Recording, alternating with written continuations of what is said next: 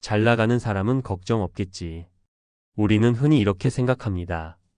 높은 자리에서 안정된 월급을 받으며 남부럽지 않게 살아온 사람들은 은퇴 후에도 편안한 삶을 누릴 거라고 믿지요. 그런데 현실은 다릅니다. 많은 사람들이 눈에 보이는 성공 뒤에 숨겨진 불안함을 놓칩니다. 은행 지점장처럼 안정적인 직업을 가진 사람들도 은퇴 후 삶이 기대와는 전혀 다른 방향으로 흘러갈 수 있습니다. 왜 그럴까요? 가장 큰 이유는 준비 부족입니다. 안정된 수입에 길들여져 지출을 줄이는 방법을 배우지 못한 채 은퇴를 맞이하거나 연금과 노후 자금의 실제 가치를 과대평가해 스스로를 과신한 경우가 많습니다. 오늘은 우리가 흔히 간과하는 은퇴 준비의 중요성을 지적하며 세 가지 실화로 이를 풀어보겠습니다. 사례 1. 강남은행 지점장의 실패한 은퇴 계획. 어 씨는 강남의 한 은행에서 30년 동안 근무하며 지점장 자리까지 올라갔습니다. 높은 연봉과 퇴직금을 바탕으로 누구나 부러워할 만한 삶을 살았죠. 그런데 은퇴 후 모든 것이 바뀌었습니다. 퇴직 당시 어 씨는 퇴직금으로 5억 원을 받았습니다. 이 돈을 기반으로 안정적으로 살아갈 수 있다고 생각했지만 실제로는 매달 생활비로 300만 원 이상이 들면서 5억 원은 빠르게 줄어들었습니다. 여기에 자녀 결혼 비용, 예상치 못한 의료비까지 더해지자 10년도 채 되지 않아 예금 잔고가 바닥을 보였습니다. 나처럼 직장 생활 내내 고생한 사람이 이렇게 힘들 줄은 몰랐습니다. 그는 퇴직 전에 재무계획 전문가를 만나지 않은 것을 후회하며 더 많은 준비가 필요했음을 깨달았습니다. 사례 2. 자영업으로 성공하려다 전 재산을 날린 B씨. B씨는 은퇴 후 자영업을 시작하며 새로운 도전을 꿈꿨습니다. 그는 노후 생활비를 벌기 위해 프랜차이즈 카페에 투자했고 초기에는 나쁘지 않은 성과를 냈습니다. 하지만 예상치 못한 경기 불황과 상권의 변화로 매출은 점점 떨어졌습니다. 직장에서 돈만 벌어봤지 사업은 완전히 다른 세상이더군요. 결국 B씨는 카페를 정리하면서 손해를 보고 퇴직금 대부분을 잃었습니다. 현재 그는 월세로 살아가며 근근히 연금에 의지하고 있습니다. 그는 새로운 도전이 필요하다는 말만 듣고 준비 없이 시작했던 자신을 자책합니다. 사례 3. 사람에 의존하다 실패한 C씨. C씨는 은퇴 후 지인에게 전 재산을 맡겼습니다. 평생 믿어왔던 사람이니 투자 역시 안전할 것이라 생각했기 때문입니다. 하지만 몇 년 지나지 않아 투자처가 부도가 나면서 C씨의 돈은 증발해버렸습니다. 믿는 도끼에 발등 찍힌다는 말이 이렇게 현실일 줄 몰랐어요. 그는 은퇴 후에도 재정 관리를 남에게 맡기지 말고 스스로 공부하며 대비했어야 한다고 말합니다. 현재 그는 최소한의 생활비로 하루하루를 버티고 있습니다. 은퇴 준비의 핵심 교훈. 위 세 가지 사례를 통해 우리가 배울 수 있는 점은 명확합니다. 은퇴 준비는 수동적이면 안 됩니다. 스스로 돈의 흐름을 파악하고 적절히 관리하며 예상치 못한 상황에 대비할 수 있는 계획을 세워야 합니다. 퇴직 전 재무 설계. 전문가와 상담을 통해 퇴직금, 연금, 그리고 기타 자산을 어떻게 활용할지 구체적으로 계획하세요. 생활비, 의료비, 자녀 지원 비용 등을 현실적으로 예측해야 합니다. 소비 습관 개선. 현역 시절의 소비 패턴을 은퇴 후에도 유지하려 하면 금방 재정이 고갈됩니다. 소비를 줄이고 필요한 곳에만 지출하는 습관을 들여야 합니다. 노후 수입원 확보. 은퇴 후에도 일부 수입을 창출할 수 있는 활동을 찾으세요. 프리랜서, 파트타임 일자리, 소규모 창업 등 현실적으로 가능한 옵션을 미리 준비해보는 것이 중요합니다. 위험 분산 투자. 자산 관리를 한 곳에 집중하지 말고 여러 방식으로 분산하세요.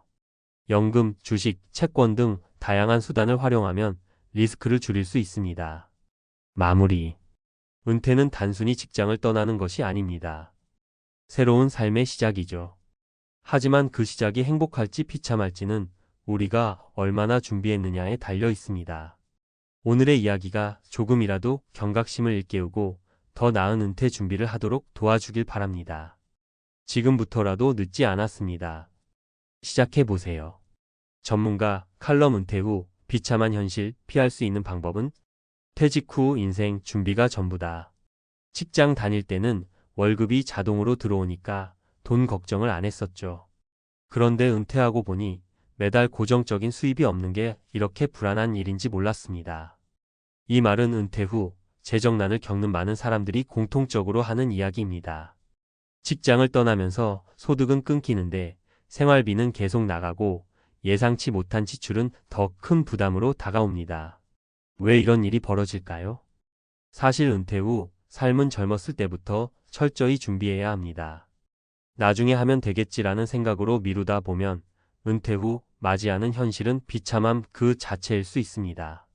오늘은 은퇴 후 경제적 불안을 피하기 위해 반드시 알아야 할 몇 가지 핵심 전략과 사례를 더 깊이 다뤄보겠습니다. 1. 은퇴 후 수입원의 중요성. 고정 수입이 있어야 마음이 편하다. 은퇴 후 가장 큰 문제는 소득 단절입니다. 월급이라는 고정 수입이 사라지면 그동안의 자산만으로 생활을 해야 하는데 이게 생각보다 쉽지 않습니다. 예를 들어볼까요? 김철수 씨는 퇴직 당시 퇴직금 4억 원을 받았습니다. 이 돈이면 충분히 살겠지라고 생각하며 연금 외에는 다른 수입원을 준비하지 않았습니다. 하지만 매달 생활비와 의료비로 300만 원씩 쓰다 보니 10년도 되지 않아 남은 돈은 1억 원도 채 되지 않았습니다. 그의 가장 큰 실수는 수입원을 미리 만들어 놓지 않은 것이었습니다.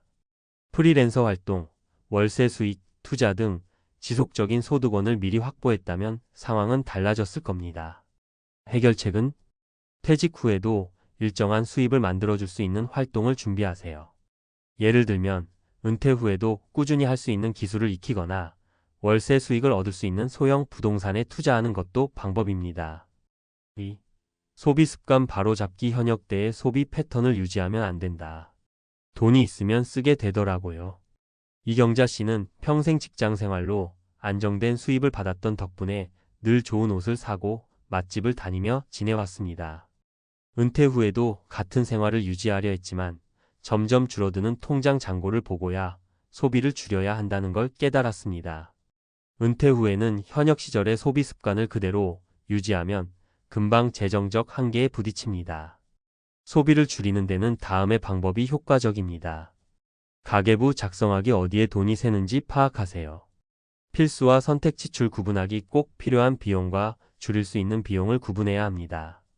소비 기준 재설정. 젊었을 때처럼 비싼 브랜드나 고급스러운 물건을 추구하기보다는 가성비와 실용성을 우선시하세요. 3. 위험 분산 투자. 믿는 도끼에 발등 찍히지 않으려면 퇴직금을 한 곳에 몰아넣었다가 실패하는 경우가 많습니다. 특히 친구나 지인의 추천으로 투자에 나섰다가 돈을 잃는 경우가 흔합니다. 박종민 씨는 퇴직 후 믿고 있던 후배의 제안을 받아 주식 투자에 전 재산을 맡겼습니다. 후배가 이건 확실하다고 장담했기 때문입니다. 하지만 시장 상황이 악화되면서 투자 금액 대부분을 날리고 현재는 파트타임 일을 하며 생계를 유지하고 있습니다. 이런 실수를 막으려면 자산 분산 투자. 한 곳에 모든 자산을 몰아넣지 말고 다양한 투자 상품에 분산하세요. 전문가 상담. 아무리 믿을 만한 사람이라도 개인적인 판단보다는 금융 전문가의 조언을 받는 것이 안전합니다. 작은 시작. 퇴직금을 한 번에 투자하지 말고 작은 금액으로 시작해 시장을 이해하고 신중히 결정하세요. 4. 인간관계와 심리적 안정. 돈보다 중요한 것. 돈 문제만큼 은퇴 후에 중요한 건 심리적 안정입니다. 특히 은퇴 후에는 인간관계가 무너지거나 외로움에 시달리는 경우가 많습니다. 사회적 역할이 사라지면서 자존감이 낮아지고 경제적 불안과 겹쳐 우울증으로 이어질 수도 있습니다. 어떻게 대처할까요? 소통 유지. 가족과 친구, 동료들과 꾸준히 소통하며 관계를 유지하세요. 취미생활. 새로운 취미를 시작하거나 지역 커뮤니티에 참여해 활력을 찾으세요. 긍정적 마인드. 은퇴는 끝이 아니라 새로운 시작이라는 생각으로 삶을 바라보는 것이 중요합니다. 결론. 은퇴 후에도 삶은 계속된다. 은퇴 후의 삶이 비참할지 행복할지는 결국 준비의 차이입니다. 오늘의 사례에서 보셨듯이 아무리 높은 지위에 있던 사람도 준비 부족으로 인해 은퇴 후 어려움을 겪을 수 있습니다. 지금부터라도 늦지 않았습니다. 스스로의 은퇴 후 삶을 설계하고 철저히 대비하세요. 퇴직금과 연금만 믿지 말고 추가적인 수입원과 절제된 소비 습관을 만들어 가세요. 여러분의 은퇴 후 삶이 풍요롭고 안정되기를 진심으로 응원합니다. 준비된 은퇴는 새로운 기회입니다. 지금 바로 시작하세요. 50대, 60대에 들어서면 자녀가 독립해 삶이 조금은 여유로워질 거라 생각했던 사람들이 많습니다. 하지만 현실은 녹록지 않습니다. 자녀 교육비, 결혼 자금, 집 마련까지 부모 역할을 다 하고 나니 정작 내 노후 준비는 턱없이 부족해졌다는 걸 깨닫게 됩니다. 최근 은퇴 이후에도 자녀에게 경제적 지원을 이어가다 노후 파산 위기에 처한 사람들이 늘고 있습니다. 이제는 내 노후가 가장 우선이라는 시각으로 인생 2막을 준비할 때입니다. 이 영상에서는 90세 어르신의 경험담을 통해 우리 스스로의 삶을 지키기 위한 현실적인 조언을 담아보았습니다. 50대와 60대에 접어들면서 많은 이들이 자녀의 성공과 행복을 바라며 오랜 시간 지원을 아끼지 않습니다. 하지만 은퇴 후에도 자녀를 지원하다 보니 정작 본인의 노후 자금이 빠르게 고갈되는 경우가 많아지고 있습니다.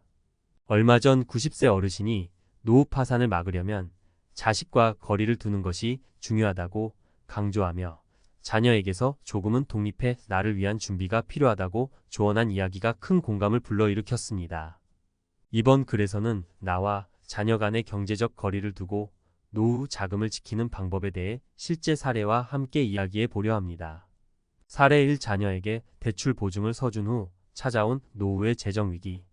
박 씨는 60대 초반에 대기업에서 은퇴하면서 퇴직금과 그동안 모은 적금으로 나름 안정된 노후를 꿈꿨습니다. 하지만 30대 자녀가 집을 마련할 때 대출 보증을 서달라는 부탁을 받았고 아버지로서 자녀의 부탁을 거절하기 어려웠습니다. 박 씨는 대출 보증을 서줬지만 자녀의 사업이 생각대로 잘 되지 않으면서 결국 빚이 그의 책임으로 돌아왔습니다. 이후 박 씨는 자신이 쌓아온 퇴직금과 적금 대부분을 빚을 갚는 데 쏟아부어야 했고 계획했던 노후 생활은 점점 어려워졌습니다. 이 사례에서 알 수 있듯이 자녀를 돕고 싶은 부모의 마음은 이해되지만 경제적인 보증을 서는 일은 노후에 큰 리스크가 될 수 있습니다. 이제는 자녀도 부모의 경제적 능력과 상황을 이해하고 스스로 독립할 수 있도록 도와주는 것이 중요합니다. 노후 자산을 지키기 위해서는 자녀와의 경제적 경계를 정하고 스스로를 지키는 결정을 내려야 한다는 점을 다시금 깨닫게 해주는 사례입니다. 사례 2. 30년 넘게 도왔지만 돌아온 건 빈 통장뿐. 이정희 씨는 60대 후반 여성으로 평생 동안 자녀 교육에 많은 돈을 쏟아부었습니다. 자녀가 좋은 학교에 입학할 때마다 학비와 생활비를 지원해 주었고 대학 졸업 후 취업 준비 중일 때도 생활비를 아낌없이 보냈습니다. 하지만 그렇게 30년 넘게 지원하다 보니 정작 자신의 은퇴 후 생활을 위한 저축이 남아있지 않다는 걸 깨달았습니다. 그녀는 70대가 되기 전에 어떻게든 자녀에게 더 이상 금전적인 지원을 하지 않겠다고 결심했습니다. 그래서 자녀에게 진솔하게 자신의 재정 상황을 알리고 이제는 스스로 경제적 독립을 이루어야 한다는 뜻을 전했습니다. 처음엔 자녀들이 실망했지만 결국 그녀의 결단 덕분에 자녀들도 경제적 자립을 이루기 위해 노력하게 되었고 이 씨는 조금씩 자신의 노후를 위한 저축을 시작할 수 있었습니다. 자녀가 성인이 된 후에도 지속적인 경제적 지원을 이어가는 것은 결국 부모의 재정적 부담으로 남게 됩니다. 특히 은퇴 후에는 자녀가 아닌 나를 위한 재정 계획을 세워야 한다는 점을 이 사례는 보여줍니다.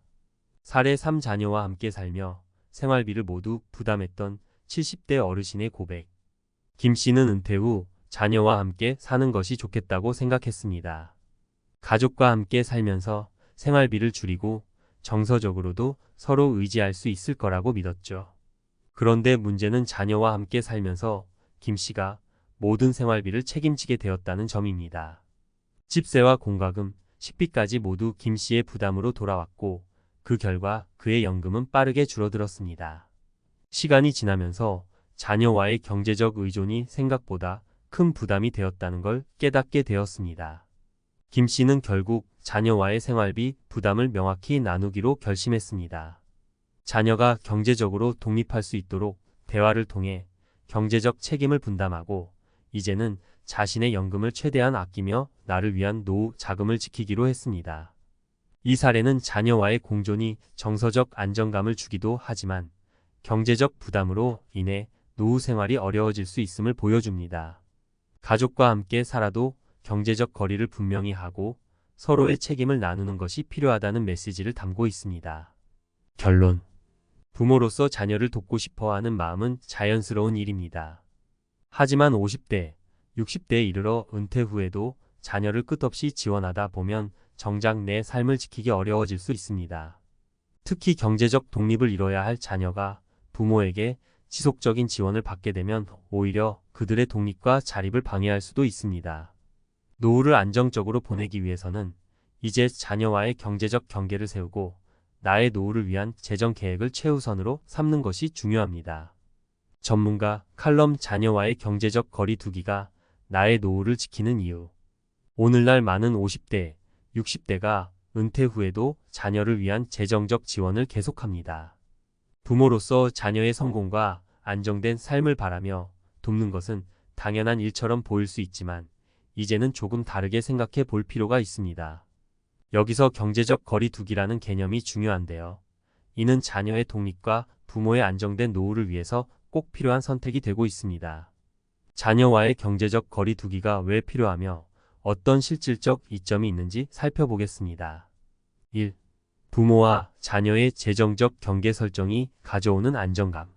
자녀가 성인이 되면 더 이상 부모의 경제적 지원이 아닌 본인의 재정 계획을 세워야 합니다. 부모로서 자녀를 돕고 싶은 마음은 충분히 이해가 되지만 그로 인해 나의 노후 자금이 줄어들고 있다면 심각한 문제입니다.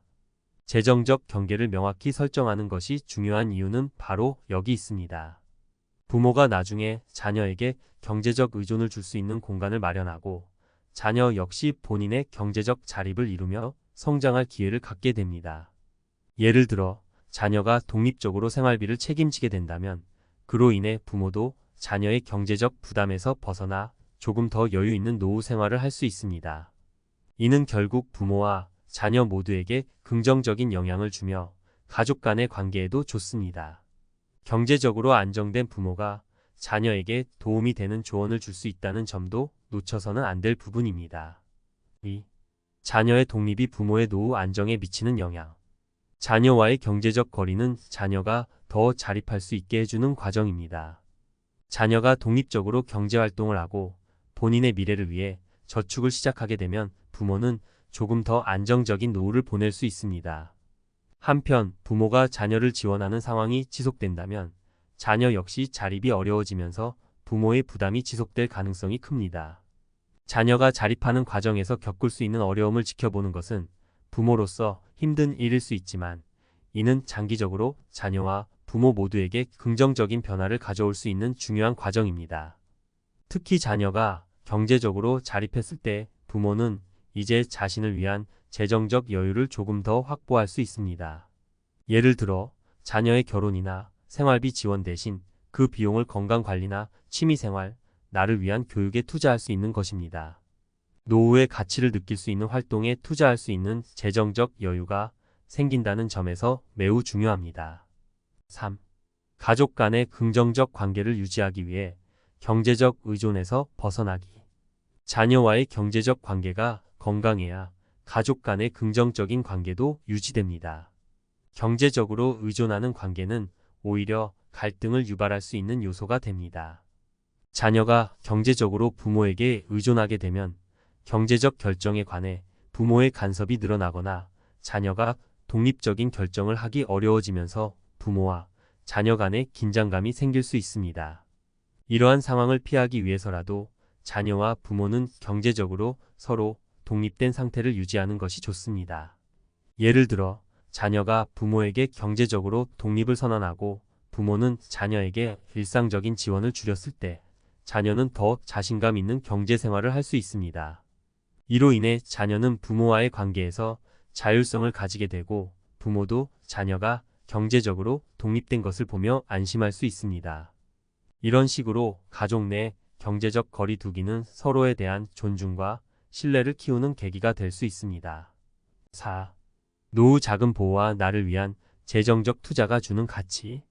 나를 위한 재정적 투자는 은퇴 후 삶의 질에 직접적인 영향을 미칩니다. 자녀와의 경제적 거리를 유지하는 것이 필요한 또 다른 이유는 나의 노후 자금 보호를 위해서입니다.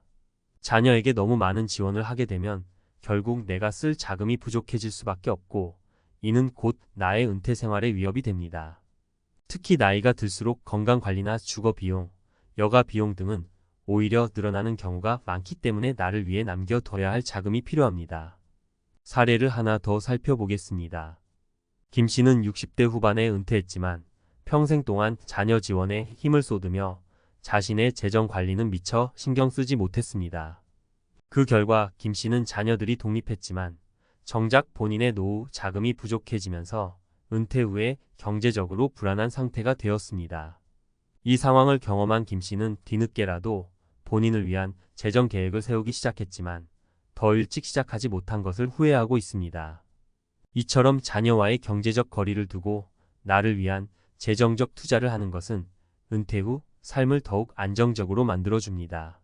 지금은 비록 자녀를 돕는 것이 기쁨일지라도 나중에 내가 어려워진다면 자녀도 부모를 돕기 위해 본인의 생활을 희생해야 할 수 있다는 점을 기억해야 합니다.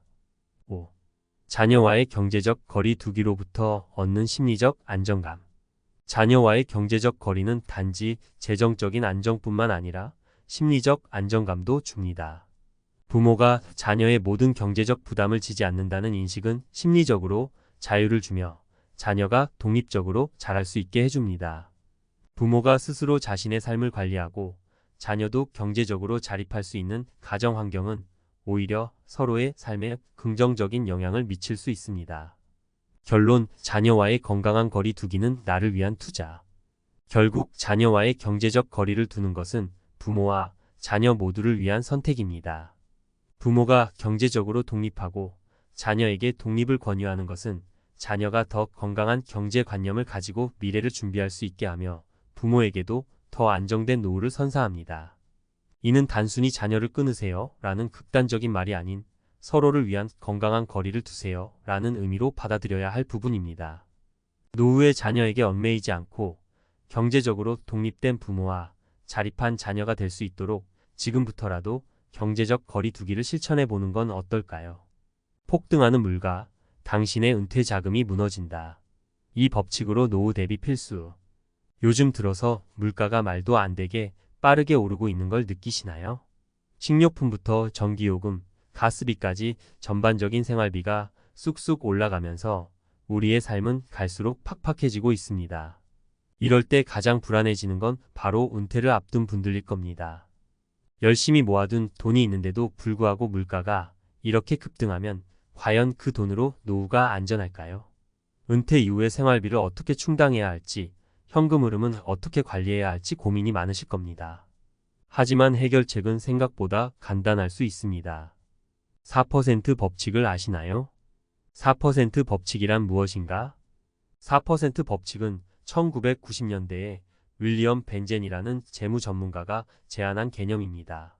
간단히 말하면 은퇴 후에 매년 당신의 투자 포트폴리오에서 4%만 인출하면 은퇴 기간 동안 자금을 안전하게 사용할 수 있다는 원칙입니다. 즉, 1억 원의 자산이 있다면 매년 400만 원을 인출하면서도 자산을 유지할 수 있다는 뜻이죠. 이 법칙은 역사적인 데이터를 바탕으로 장기적인 시장 변동성에도 자산이 오래 유지될 수 있도록 설계된 것입니다. 하지만 최근 급등하는 물가와 저금리 시대를 고려하면 이 4% 법칙을 그대로 적용하기엔 다소 한계가 있다는 지적도 있습니다. 그렇다면 이 법칙을 어떻게 현실적으로 적용할 수 있을까요? 사례 1. 65세의 김 씨, 은퇴 후 5년간의 고민. 65세에 은퇴한 김 씨는 모아둔 자산으로 약 2억 원을 보유하고 있었습니다.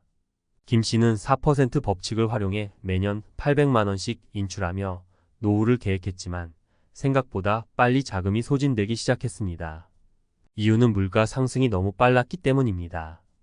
김 씨가 은퇴할 당시에는 월 100만 원 정도면 충분히 생활할 수 있었지만 5년 후 생활비는 매달 120만 원, 130만 원으로 점점 늘어갔습니다. 김 씨는 더 이상 기존의 4% 법칙만으로는 생활을 유지하기 힘들다는 사실을 깨닫고 현금 흐름을 재정비해야 했습니다. 그는 고정비를 줄이고 소소한 수익을 만들기 위해 작은 투자와 아르바이트를 시작했습니다. 이렇게 해서 조금씩 수익원을 다각화하면서 자산의 고갈 속도를 늦출 수 있었습니다. 교훈은 물가 상승에 따른 생활비 변동을 고려해 은퇴 자금 계획을 수정해야 한다는 점입니다. 사례, 이 55세 직장인 박 씨의 성공적인 은퇴 준비. 박 씨는 조금 더 준비된 케이스입니다.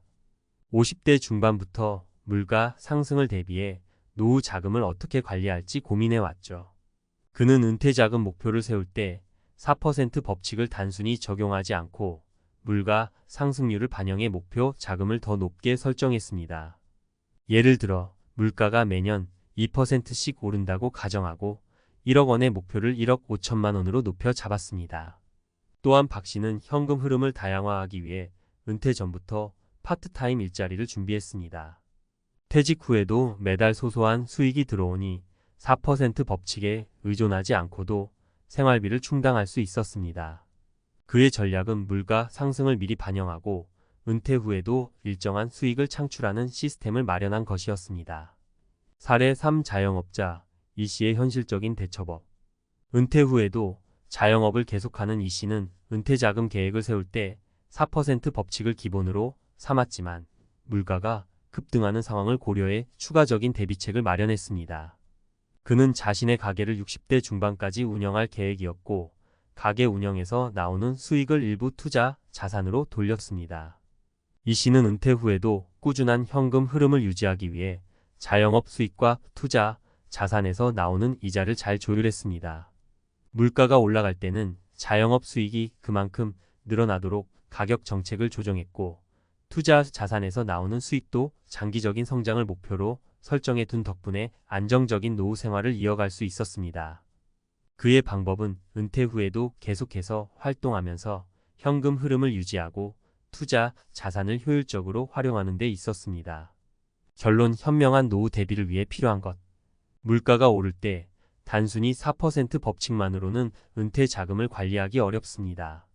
현실적으로 은퇴 후에도 추가적인 수익을 만들 수 있는 계획을 세우고 생활비를 유동적으로 조정하는 것이 필요합니다. 세 가지 사례에서 알 수 있듯이 현명한 은퇴 준비는 물가 상승을 감안한 계획 수정, 다양한 수익원 확보, 그리고 꾸준한 현금 흐름 관리에서 나옵니다. 이제 더 이상 은퇴 자금을 단순히 모아두면 되겠지라는 안일한 생각에서 벗어나 물가 상승과 생활비 증가에 대한 현실적인 대비책을 마련할 때입니다. 급등하는 물가 속에서도 당신의 은퇴 자금을 지키고 안정적인 노후를 보낼 수 있도록 지금부터 현명한 선택을 시작하세요. 폭등하는 물가 속에서 현금 흐름을 지키는 노후 전략 전문가 칼럼.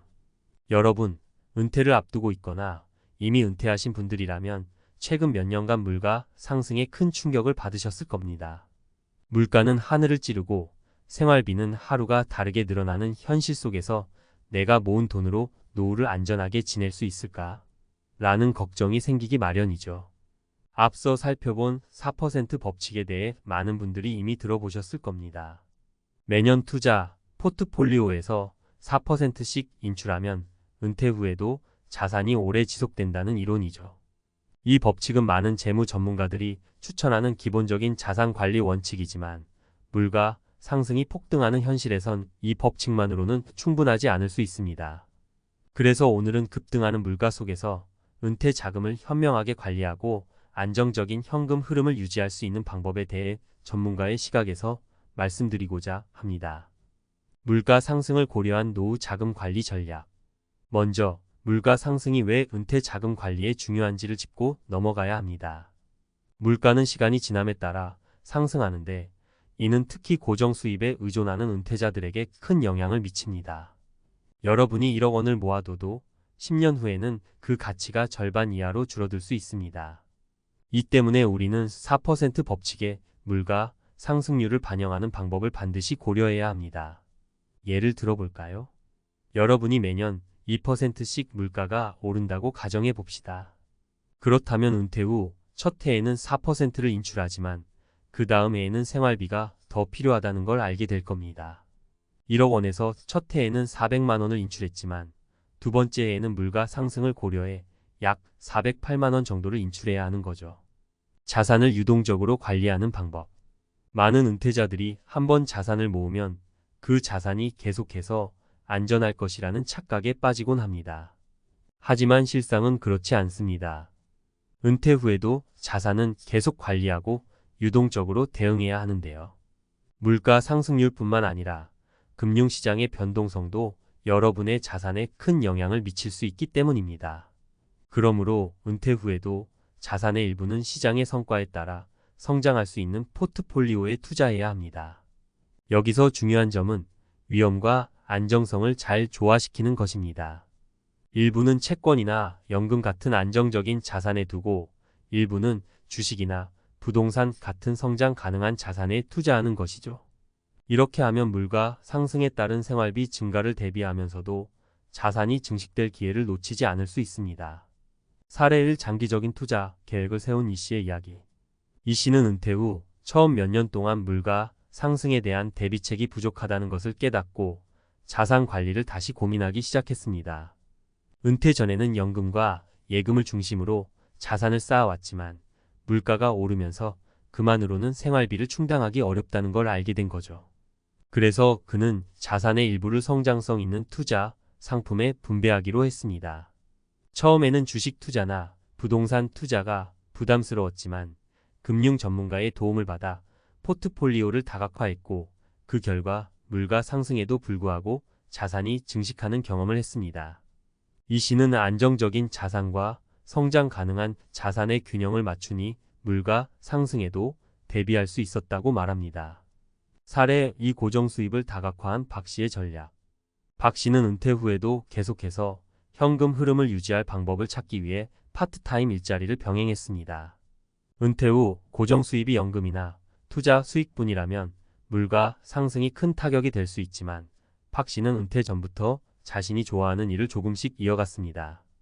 파트타임 일이나 취미 활동을 통해 소득을 창출한 박 씨는 생활비가 더 필요할 때 그 일을 통해 얻은 수입으로 충당할 수 있었습니다. 박 씨는 돈만 바라보고 일하는 게 아니라 내 취미와 능력을 활용해 현금 흐름을 유지한다는 점에서 큰 만족을 느낀다고 말합니다. 이런 방식은 물가 상승을 걱정하지 않고도 안정적인 생활을 할 수 있는 좋은 방법 중 하나입니다. 사례 3. 현금 흐름에 대한 대비가 부족했던 김 씨의 반면교사. 김 씨는 은퇴할 당시 충분한 자산을 모았다고 생각했지만 물가 상승에 대한 대비가 부족했습니다. 10년 동안 고정된 인출액을 유지하면서 살 수 있을 거라 믿었지만 예상보다 빨리 자산이 줄어들기 시작했습니다. 결국 그는 예기치 않게 자산을 빨리 소진했고 70대 초반이 되어서야 추가적인 수익을 찾기 위해 고민하게 되었습니다. 김 씨는 은퇴 후에는 물가가 오를 수 있다는 것을 간과했다며 후회했습니다. 이 사례는 물가 상승에 대한 대비책이 부족할 경우 은퇴 자금이 생각보다 빠르게 소진될 수 있음을 보여줍니다. 은퇴 후에도 자산을 지속적으로 관리하고 현금 흐름을 다각화하는 것이 얼마나 중요한지 다시금 깨닫게 해주는 사례라고 할 수 있죠. 물가 상승에 따른 생활비 증가, 어떻게 대비할 것인가? 물가가 급등할 때 가장 먼저 해야 할 일은 현금 흐름을 재정비하는 것입니다. 여기서 가장 중요한 것은 생활비를 유동적으로 조정할 수 있는가 하는 점입니다. 고정된 인출액으로 생활하는 것보다는 물가가 오를 때 추가적인 소득원이 있거나 지출을 줄일 수 있는 방안을 마련해 두는 것이 좋습니다. 두 번째로 중요한 것은 자산 포트폴리오를 다각화하는 것입니다. 안정적인 수입만으로는 물가 상승을 극복하기 어렵습니다. 주식, 채권, 부동산 등 다양한 자산의 분배에 리스크를 최소화하고 자산을 성장시킬 수 있는 방법을 고민해 보아야 합니다. 마지막으로 은퇴 후에도 경제활동을 일부 지속하는 방법을 고려해 보세요. 단순히 돈을 벌기 위한 목적이 아니라 여러분이 좋아하는 일을 통해 조금씩 수익을 창출하면서 노후의 현금 흐름을 유지할 수 있습니다. 취미 활동을 통해 소득을 창출하거나 파트타임 일을 하는 방식으로도 생활비를 보완할 수 있습니다. 결론, 현명한 은퇴 자금 관리는 선택이 아닌 필수. 폭등하는 물가 속에서 은퇴 자금을 관리하는 일은 선택이 아닌 필수입니다. 더 이상 단순히 4% 법칙만을 적용하는 것으로는 충분하지 않을 수 있습니다. 물가 상승에 대비해 자산을 다각화하고 고정 수입 외에도 다양한 현금 흐름을 마련하는 것이 필수적입니다. 은퇴 후에도 계속해서 자산을 관리하고 경제활동을 일부 지속하는 등 유동적인 대응이 필요합니다. 이제는 모아둔 돈이면 충분하다는 생각에서 벗어나 현실적인 계획을 세워야 할 때입니다. 여러분의 은퇴 생활이 물가 상승 속에서도 안정적으로 지속될 수 있도록 지금부터 현명한 대비책을 마련하세요. 40대 초반 어느 날 문득 불안감이 엄습했다. 13년 동안 겨우 모은 자산이 더 이상 안락한 노후를 보장해 줄 것 같지 않다는 생각이 들기 시작한 거다. 그때부터 나는 더 많은 돈을 벌어야 한다는 강박에 사로잡혔다. 물론 내가 가진 것들은 작은 월급과 자산에 불과했다. 그래서 누구나 부자 되기를 꿈꾸는 바로 그 방법, 부동산에 투자하기로 결심했다. 하지만 그 선택이 내 인생을 송두리째 바꾸어 놓을 줄은 몰랐다. 그때 나는 영끌이라는 단어를 처음으로 경험했다. 모든 것을 끌어모아서 부동산에 투자하는 이 방법은 내가 가진 자산을 단 몇 개월 만에 모두 잃을 수 있는 위험한 게임이었다. 그러나 그때는 그것이 대박의 기회처럼 보였고 잘못된 결정을 내리게 된 것이다. 지금 돌아보면 그 선택이 얼마나 잘못된 것이었는지, 그리고 그 선택이 가져온 결과는 어떤 일이었는지 조금 더 냉철하게 생각할 수 있게 되었다. 1. 과도한 자금 투입 영끌 투자. 우리는 흔히 영끌이라고 부르는 영혼까지 끌어모은 자산 투자를 통해 부동산에 뛰어드는 것을 가끔 듣는다. 나 역시 그런 선택을 했다. 아마 지금 생각해보면 내가 가지고 있는 자산을 다 끌어모은 것은 너무나 큰 위험을 감수한 것이었다. 당시 부동산 시장은 뜨겁고 모두가 집값이 오를 것이라는 예측을 내놓고 있었다. 나도 그 말을 믿었고 나는 대출을 끼고 가족의 돈까지 모아 투자에 나섰다. 하지만 그 선택이 얼마나 위험했는지는 투자 후 2개월 만에 깨닫게 되었다. 집값은 내 예상과는 다르게 급락했다. 더 이상 되돌릴 수 없었다. 대출금을 갚을 수 없었고 집을 팔아도 대출 이자와 원금을 갚기에 부족했다. 한때 단기 고수익을 꿈꾸던 내게 찾아온 것은 단기 파산이었다. 사례 1. 부동산 투자의 실패. 30대 후반의 어씨. 어씨는 30대 후반에 접어든 시점에서 주거지 마련을 위해 부동산에 투자를 했다. 그 당시 시세가 오르고 있다는 정보에 힘입어 어씨는 1억 5천만 원을 대출로 빌려 시내 중심의 아파트를 매입했다. 당시에는 사람들이 지금 사야 돈을 벌 수 있다며 부동산 시장의 상승을 믿었다. 하지만 2년 뒤 아파트 가격은 반토막이 나고 말았다. 그 결과 어씨는 대출금과 이자를 갚을 길이 없어졌다. 결국 모든 자산을 빼고도 빚을 갚지 못해 집을 팔았지만 여전히 대출금을 상환할 수 없었다. 어씨는 결국 가족과의 관계까지도 그로 인해 어려워지면서 심리적인 고통을 겪었다. 이처럼 내게 일어난 일은 그저 우연이 아니었다. 부동산 투자의 잘못된 선택은 결국 나를 부채에 빠뜨렸고 내 인생에서 중요한 것들을 놓치게 만들었다. 2. 부동산 시장의 변동성과 리스크. 부동산 투자가 항상 수익을 보장해 주는 것은 아니다. 특히 내가 투자를 시작했을 때는 시장의 변동성이 커서 쉽게 예측할 수 없었다. 그때마다 나는 모두가 잘 되니까 나도 잘 될 거야 라고 자신을 속였다. 하지만 시장은 나의 예상을 뛰어넘을 정도로 급격히 변했다. 이런 점을 간과한 것이 나의 실수였다. 1년에 510% 상승을 넘나드는 아파트 가격에 대한 과도한 기대와 자신감은 내 투자의 기초를 흔들어 놓았다. 그 결과 내가 투자한 아파트의 가격은 단 몇 개월 만에 예측과 완전히 달라졌고 그때부터 나는 돈을 잃기 시작했다. 사례 2. 갑작스런 부동산 폭락. 40대 중반의 B씨. B씨는 40대 초반에 부동산을 투자했다. 당시 부동산 가격은 가파르게 상승하는 추세였다. B씨는 저금리와 국가의 부동산 정책을 믿고 은행 대출을 받아 여러 채의 부동산을 매입했다. 하지만 불행히도 글로벌 경제 위기와 국내 정책 변화로 인해 부동산 시장은 갑작스럽게 폭락했다.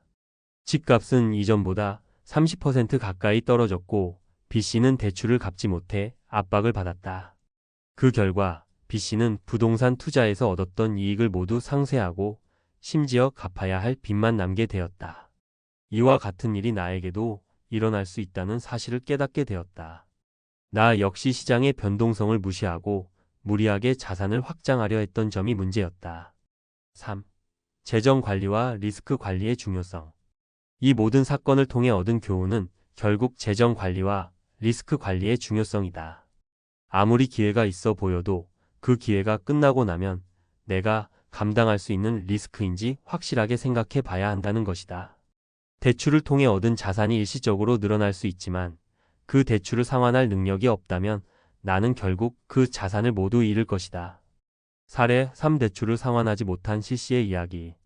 C씨는 부동산에 뛰어들면서 대출을 무리하게 받았다. 그리고 상환 계획을 세운 후 급격히 변동하는 금리에 의해 이자, 부담이 급증했다. 특히 원금 상환 부분에서 어려움을 겪으면서 대출금을 갚을 수 없었고 결국 부동산을 팔게 되었다. 그러나 집값 하락으로 인해 부동산을 팔아도 남은 빚을 갚을 수 없었다.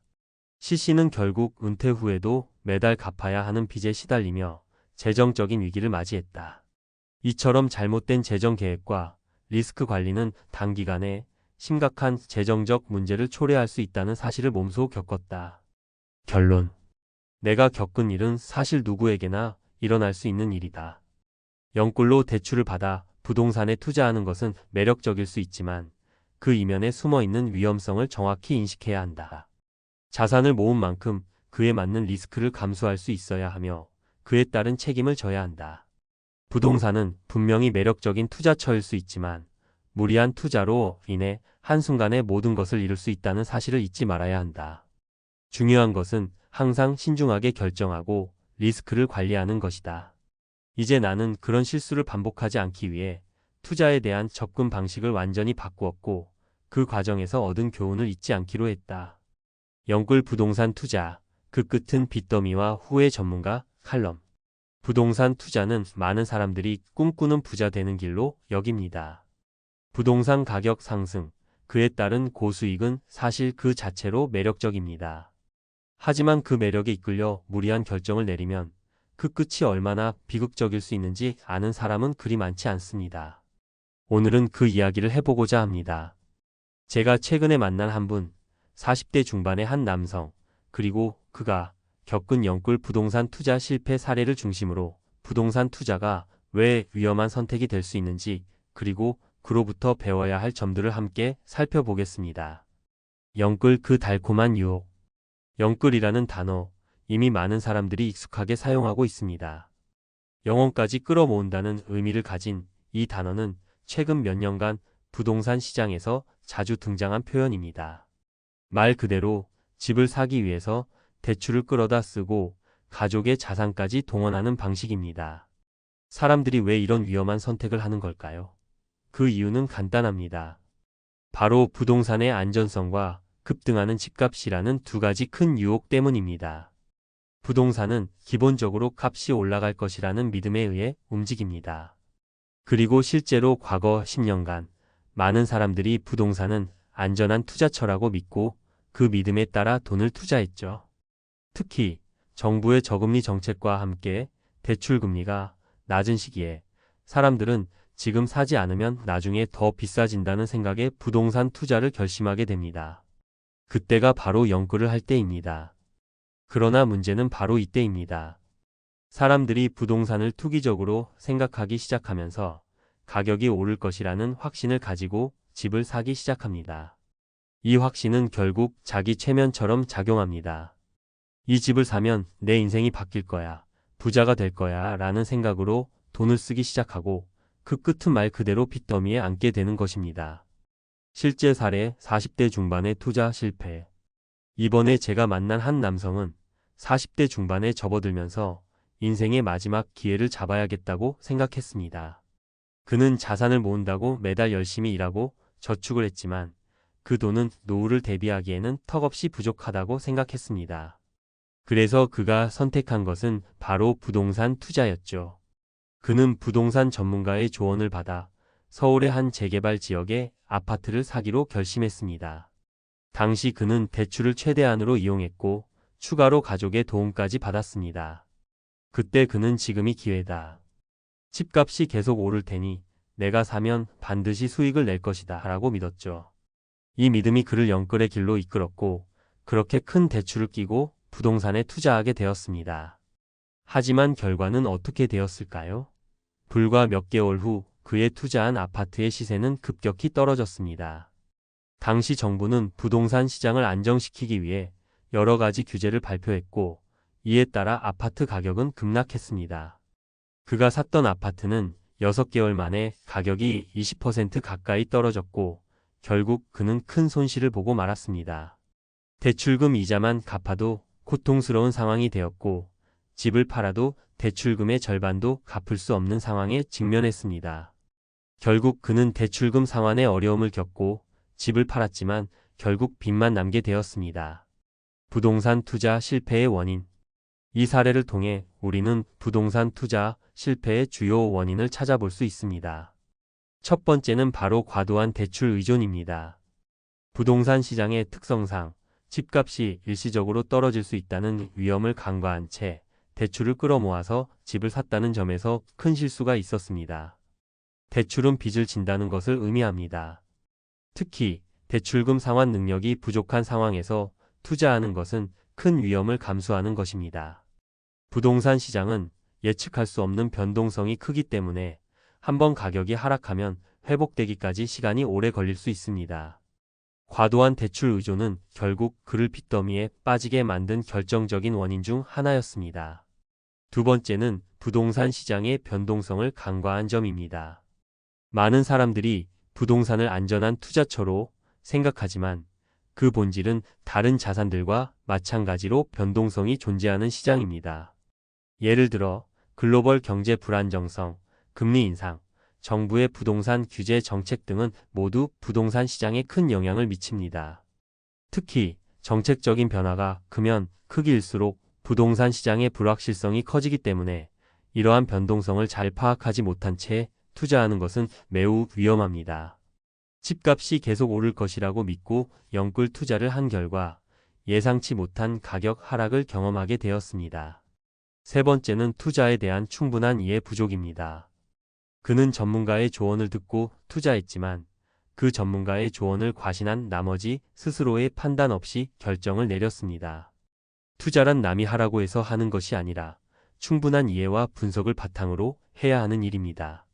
단기적인 수익에 집착하여 결국 리스크를 제대로 파악하지 못한 결과는 실패로 이어질 수밖에 없었습니다.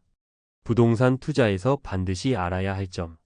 리스크 분산. 부동산은 확실한 자산이지만 모든 자산을 부동산에 집중하는 것은 위험합니다. 금융자산, 주식 등 다양한 자산군에 분산 투자하는 것이 중요합니다. 자산 관리 능력. 대출을 이용한 투자에는 반드시 상환 계획이 있어야 합니다. 대출금 상환 능력을 미리 계산하고 그에 맞는 범위 내에서 투자하는 것이 중요합니다. 시장 변동성. 2. 부동산 시장은 외부 경제와 정치적 환경에 따라 큰 영향을 받습니다. 정부 정책, 금리, 해외 경제 등 다양한 요소들이 부동산 시장에 영향을 미치므로 이를 분석하고 적절히 대응할 수 있어야 합니다. 자기만의 투자 철학 수립. 남들의 조언을 듣는 것도 중요하지만 스스로의 투자 철학을 확립하는 것이 무엇보다 중요합니다. 투자 전 충분히 공부하고 자신의 투자 성향에 맞는 전략을 세워야 합니다. 결론. 영끌 부동산 투자. 그 유혹에 빠지기 쉽지만 그 끝은 결코 달콤하지 않습니다. 무리한 투자와 대출 의존은 결국 빚더미에 빠지게 만들고 많은 사람들의 인생을 송두리째 바꾸어 놓을 수 있습니다. 부동산은 매력적인 투자처일 수 있지만 그만큼 리스크도 존재합니다. 적절한 리스크 관리와 분산 투자가 무엇보다 중요합니다. 투자를 고민할 때 감정에 치우치지 말고 철저하게 분석하고 자신의 재정적 여유에 맞는 결정을 내려야 할 것입니다. 투자에서 중요한 것은 이익을 보는 것도 중요하지만 손실을 막는 것도 중요하다는 점을 기억해야 합니다.